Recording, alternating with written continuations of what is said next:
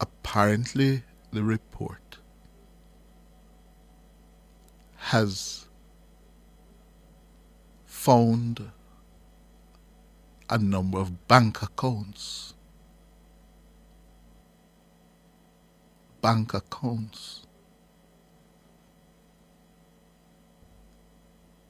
Where the Prime Minister's name is attached to.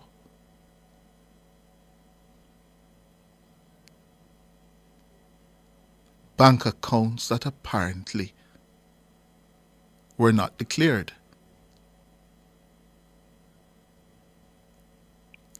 And this is where we want to see the report. Why were they not declared?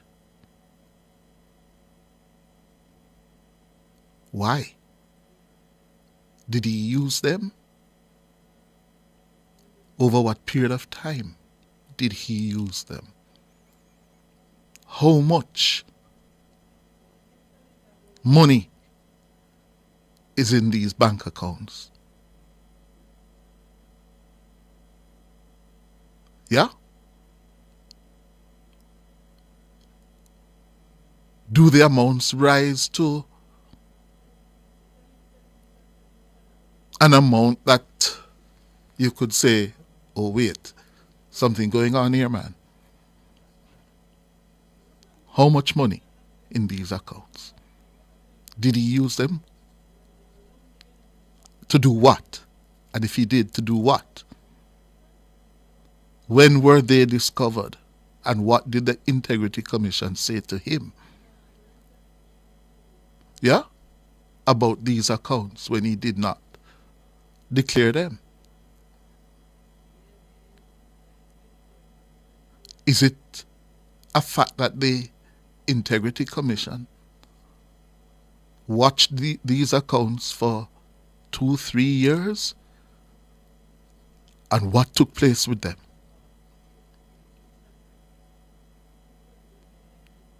Is it a fact that the Integrity Commission went to great lengths to hire at considerable expense an international forensic investigator to check out the Prime Minister's financial affairs? And what did they find? What did they find?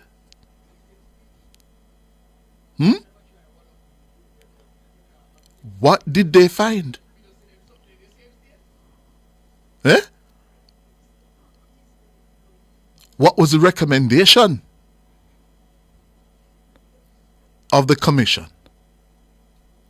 What was the recommendation of the commission? Huh? And did they find unanimity in their recommendation? Did they recommend that the Prime Minister be charged? And charged for what? Did they? All these questions are swirling. And we must wait until the 17th, 8 days from now. We're not serious. Recall the Parliament today and table the report. Recall the Parliament today and table the report, Speaker, Madam Speaker, our House Leader. We need to know. We can't go through another week and we don't know.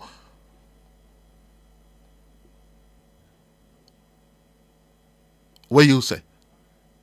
Huh? What you think? This was Siobhan Campbell's report after we learnt about the Integrity Commission submission to the Parliament on Thursday.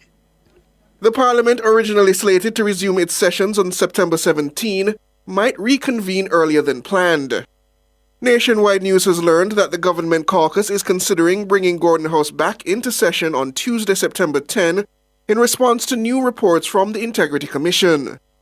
The early recall of Parliament highlights the significance of the report and its potential impact on resolving the ongoing questions related to Holness's declarations. These reports include a report of investigation, an associated indicative ruling, and a full ruling from the Director of Corruption Prosecution. It's understood all pertain to Prime Minister Andrew Holness's statutory declarations. Additionally, a special report has been submitted to Parliament, a move enabled by Section 36(3) of the Integrity Commission Act. Section 36(3) allows the Integrity Commission to present a report on matters requiring special parliamentary attention. Copies of the documents have been dispatched to Speaker of the House Juliet Holness, Senate President Tom Tavares Finson, and Clerk to the Houses of Parliament Colleen Lowe.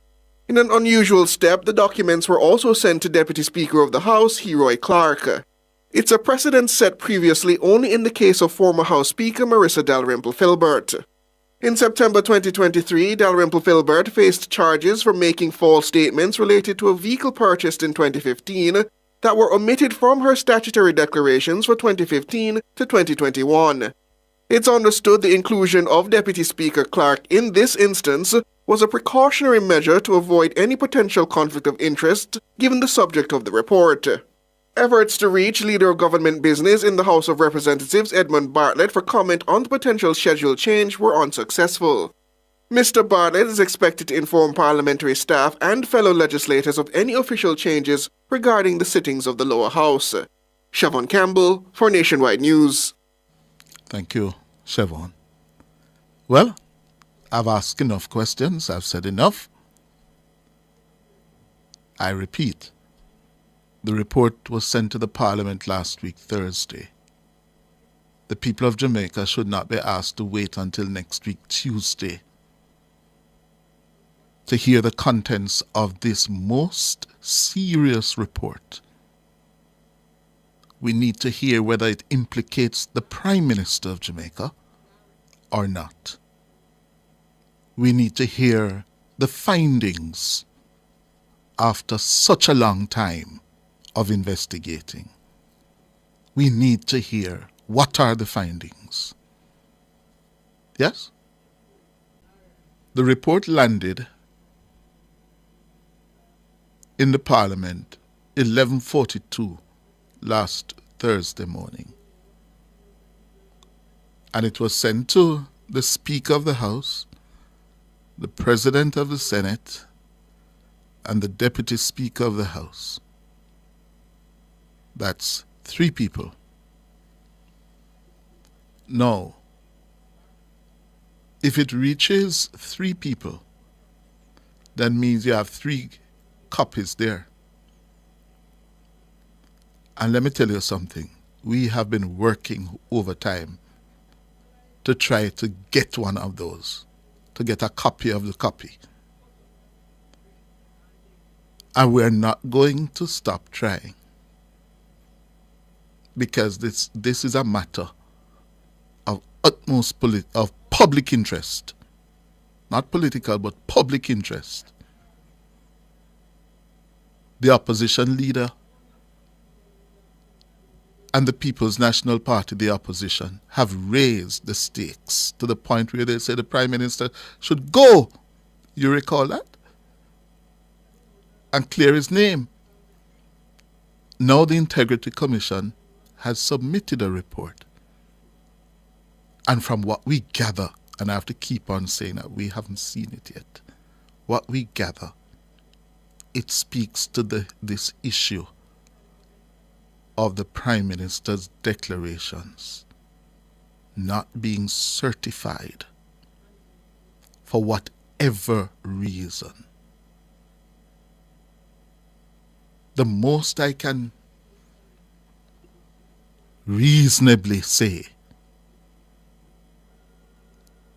the report has apparently, and notice I'm choosing my words very, very carefully, because me not see it. Me not have a copy. Yeah? Thing about the Integrity Commission report. Yes?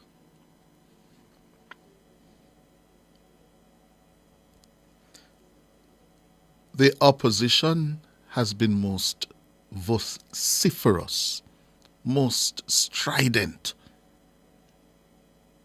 on this matter of illicit enrichment and the Prime Minister's outstanding declarations.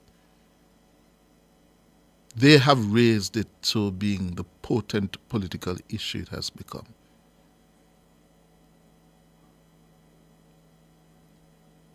And have not heard the opposition calling for the tabling of the report, that the Parliament should be recalled. I think Dayton and Julian and Mark should be urging the Parliament, the government, to reconvene the Parliament. We can't wait for 8-9 days to table the report. Wouldn't you agree with me? Yes? They have been championing this issue. Now that we have a report, we must sit down and wait 8-9 days? No, sir. The opposition should be lending its voice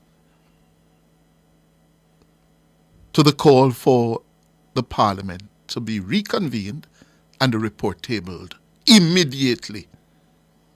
Let the chips fall where they may. All right. I wasn't here on Friday. Yeah? And I have to pause to speak to the retirement of Deputy Commissioner Fitzbailey. Yes, Fitzbailey. Retired after 40 years serving the Jamaica Constabulary Force. And during those 40 years,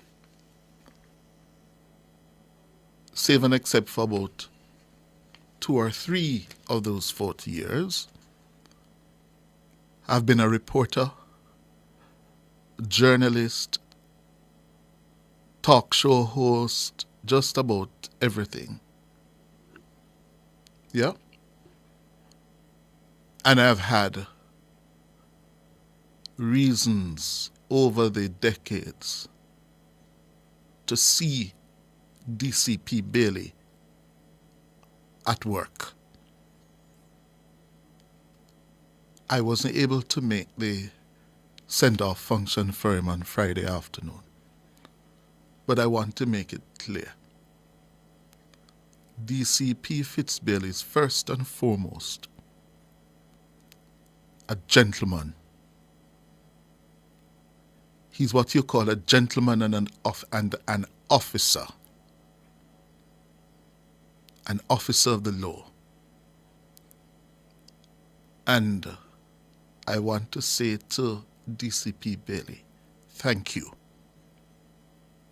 Thank you for your service to your country and the constabulary force over these 40 years. A lot of people have been wondering whether we will just allow him to go off. He's a preacher, you know. He's a man of a man of faith. He does preach at his church. And we need more preachers, but I think we also need him in the security and law enforcement sector of Jamaica. You know, I see a quote this morning in the Observer from the Prime Minister speaking at that function. And the Prime Minister is quoted as saying, I have never gotten so many petitions for anyone to remain in their position.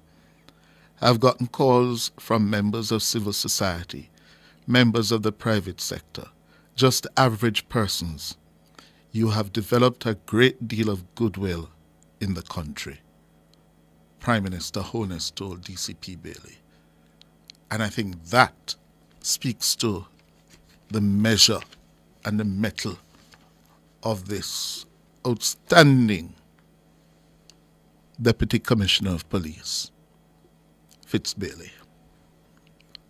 Walk good, and of course we will, as the Prime Minister says, we will not miss you.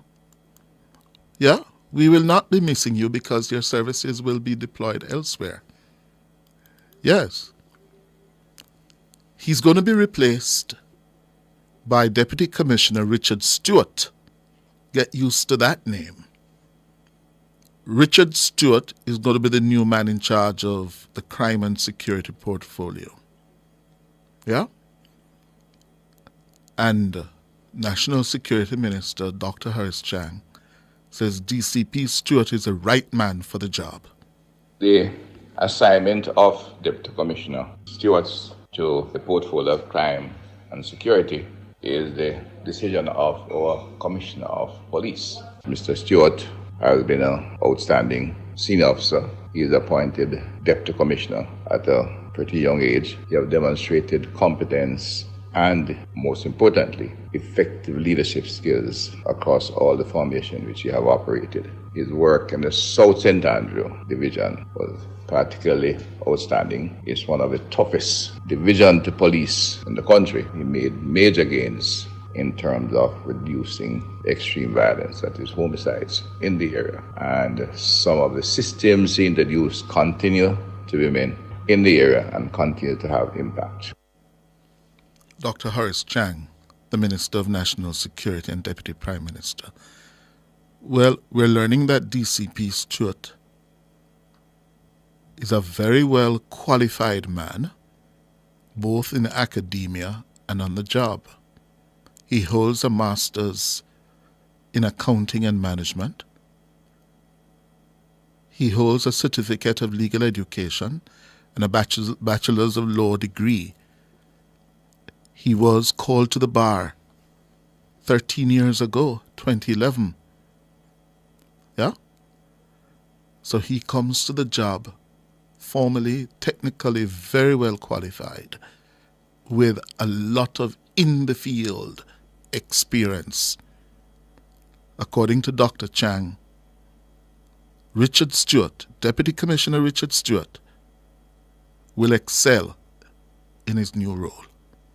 He has good quality leadership skills, and he has done the academic and professional studies that qualifies him for top jobs in the police force. He is a fully qualified attorney at law and has demonstrated, as I said, a high level of skill in terms of ensuring cases are properly prepared, which is critical to the investigation and intelligence section of the police force. So I look forward to working with him in this new portfolio and expect that the work and successes associated with the work will continue.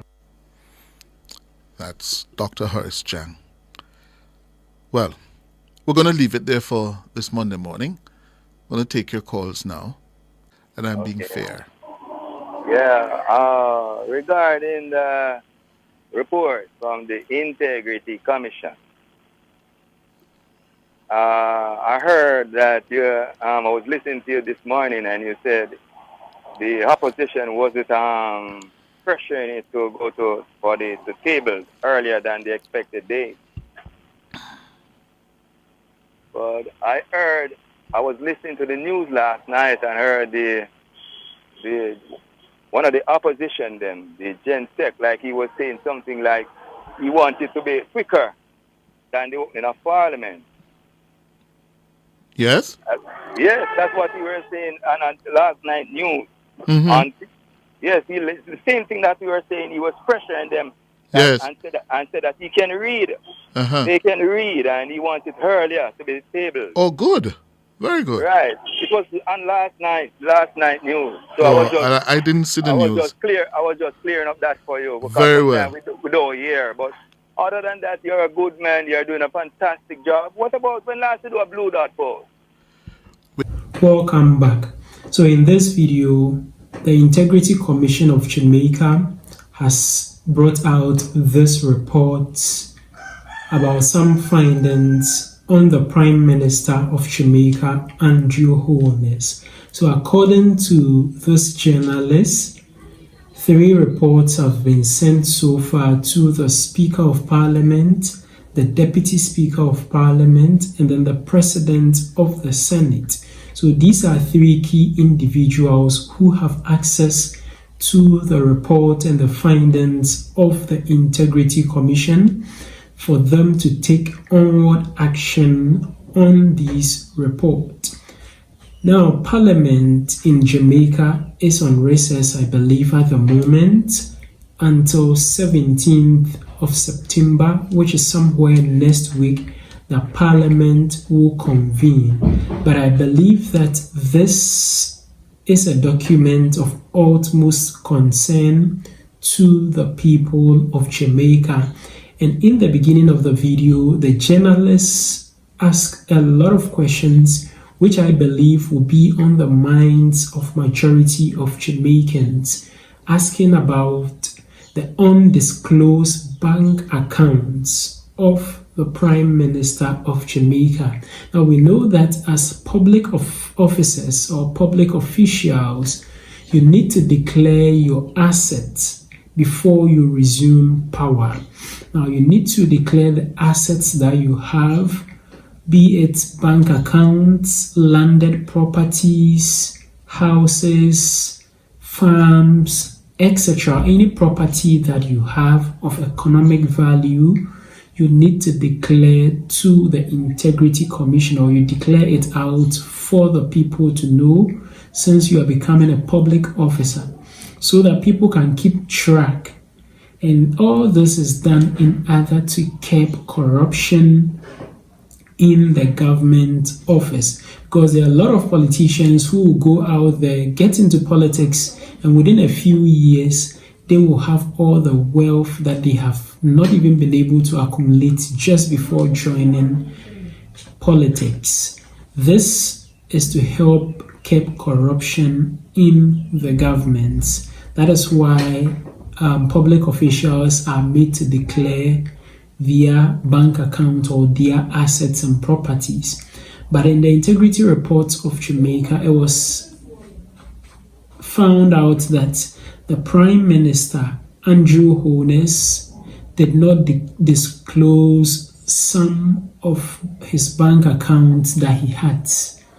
There are about 4 bank accounts bearing his name that he did not disclose to the general public. The Parliament of Jamaica will resume work on 17th September until otherwise they are being called to reassemble because of this pending issue by the Speaker. But there is also something that I keep thinking about.